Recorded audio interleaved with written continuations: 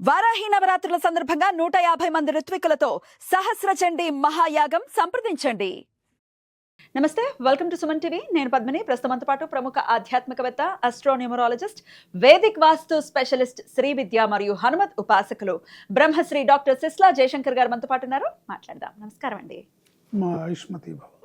పూర్వ ఫల్గుని నక్షత్రం, ఈ నక్షత్రానికి ఐశ్వర్యాన్నిచ్చే దేవత ఎవరు? మీరు అన్ని నక్షత్రాల గురించి సవివరంగా తెలియజేస్తున్నారు. పూర్వ ఫల్గుని, కొంతమంది పుబ్బా నక్షత్రం అని కూడా పిలుస్తారు. మరి చెప్పండి సార్, ఎవరు వీరికి ఐశ్వర్యాన్నిచ్చే ఆ దేవత? పుబ్బా నక్షత్ర జాతకులకి శుక్ర మహర్దశ శేషంలో పుడతారు వీళ్ళు. అవును. సో వీళ్ళకి మళ్ళీ శుక్ర మహర్దశ లైఫ్లో అయిపోయింది. ఉండదు. రవి మహర్దశ 6 ఏళ్ళు, చంద్ర మహర్దశ 10 ఏళ్ళు,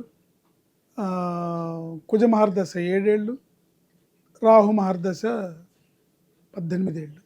ఇట్లా వీళ్ళ జీవితం సాగుతుంది. వీళ్ళు జాతకం యోగించాలన్నా, ఐశ్వర్యవంతులు అవ్వాలన్నా పద్మావతి వెంకటేశ్వర స్వామి పాదాలను ఆశ్రయించాలి. జీవితకాలం వీళ్ళు పద్మావతి వెంకటేశ్వర స్వామి ఫోటో పెట్టుకొని పూజించి, వీలైనంత ఎక్కువగా వెంకటేశ్వర స్వామి ఆరాధన వీళ్ళు చేసుకోవాలి. ఓం నమో వెంకటేశాయ నమః, ఓం శ్రీ పద్మావతీదేవి నమః అనే నామ మంత్రాలని జపం చేసుకుంటూ తగు రీతిలో ముఖ్యంగా శుక్రవారం, ఆదివారం నియమనిష్టలతో ఉండాలి. అంటే సార్ ఎటువంటి నియమాలు? అంటే నాన్ వెజ్ తినే వాళ్ళు తినకుండా ఉంటాం. శుక్రవారం, అలాగే ఆదివారం. మధ్య మాంసాలు తీసుకునే వాళ్ళు తీసుకోకుండా ఉంటారు. శుక్రవారం, ఆదివారం నియమనిష్టలతో ఉండి అమ్మవారిని, పద్మావతి అమ్మవారిని, శ్రీ వెంకటేశ్వర స్వామిని ఇద్దరిని తగు రీతిలో పూజించి వాళ్ళకి నివేదనలు పెట్టి, ఏ నివేదనైనా పెట్టచ్చు. ముఖ్యంగా అమ్మవారికి ఇష్టమైనది పాయసమే కనుక మనం అంటే ప్రతి వీడియోలో కూడా పాయసం కామన్గా వస్తుంది. అమ్మవారికి పాయసం నివేదించాలి. స్వామివారికి బూందీ లడ్డు పెట్టచ్చు.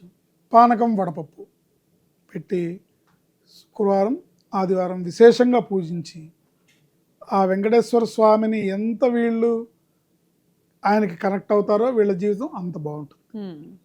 కానీ బై డిఫాల్ట్ అంత తొందరగా దగ్గరికి రానివ్వడు ఆయన. జనరల్గా పుబ్బా నక్షత్ర వాళ్ళని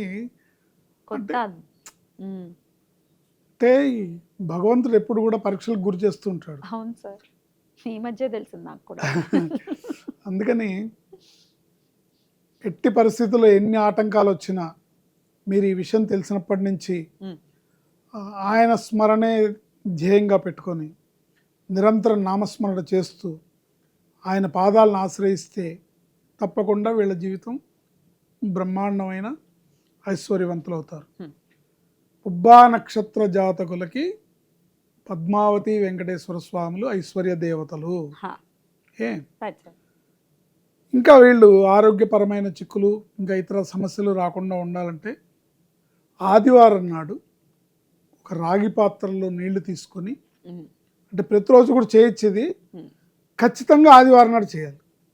ఒక రాగి పాత్రలో నీళ్లు తీసుకొని 21 సార్లు ఓం శ్రీ సూర్యాయ నమః అనే మంత్రంతో కానీ, ఆదిత్యాయ నమః అనే మంత్రంతో కానీ, లేదా మహామంత్రం ఏదన్నా మీకు ఉపదేశం ఉంటే దాంతో కానీ ఒక 21 సార్లు స్మరించి జపించి ఆ నీళ్ళని సూర్యభగవానుడికి అర్పణగా తులసి మొక్కలో కానీ ఇతర మొక్కల్లో కానీ పోసి అలవాటు చేసుకుంటే వీళ్ళ జీవితంలో ఐశ్వర్యానికి లోటు ఉంటుంది. అద్భుతం సార్. అర్ఘ్యం ఇవ్వటం అనేది ప్రధానమైనటువంటి విషయంగా ప్రతిరోజు కూడా ఎంతోసేపు పట్టదు కదా, ఖచ్చితంగా చేయొచ్చు. అలాగే తిరుమలలో కొలువుదీరి ఉన్నారు ఇద్దరు కదా, సో అప్పుడప్పుడు స్వామివారి దర్శనం చేసుకోవటం మంచి ఫలితాన్ని ఇస్తుంది. స్వామివారిని మనం రోజు వెళ్ళి దర్శించుకోకర్లేదు, తరచుగా వెళ్ళి దర్శించుకోకర్లా, కానీ ఆయన మన మధ్యలో నిలుపుకోవడం, నిరంతరం నిలుపుకోవచ్చు. మన గుండెల్లో ఆయన్ని బందీగా చేసుకోవచ్చు. ఓం నమో వెంకటేశాయ అని నిరంతర నామస్మరణతో నేను తిరుమల వెళ్ళి నాకు ఎంత అలవాటు అయిపోయిందంటే, పొద్దున్నే లేవంగానే నేను ప్రతిరోజు గర్భాలయంలో దర్శనం చేసుకుంటాను. స్వామివారి దర్శనం అంటే ఇట్లా కళ్ళు మూసుకుంటే అలా వెళ్ళాం వైకుంఠం 1Q కాంప్లెక్స్లోంచి, అట్లా వెళ్ళాం. అక్కడి నుంచి క్యూ లైన్ అలా దాటుకుంటూ వెళ్ళాం. ఆ, వెండి వాకిలు దాటాం, బంగారు వాకిల్లోకి అడుగు పెట్టాం. అట్లా అక్కడ గరుత్మంతుడిని దర్శించుకున్నాం. స్వామివారిని చూస్తున్నాం, ఎదురుకుండా స్వామివారు కనపడ్డారు అని గర్భాలయం దాకా వెళ్ళి, మామూలుగా నాకైతే స్వామివారి విగ్రహాన్ని తాకే అర్హత లేదు, కానీ మానసికంగా ప్రతిరోజు నేను ఆయన పాదాలను పట్టుకుంటాను. అద్భుతం. అంత అలవాటు, అంత కనెక్షన్, అంత అటాచ్మెంట్ ఏర్పడింది.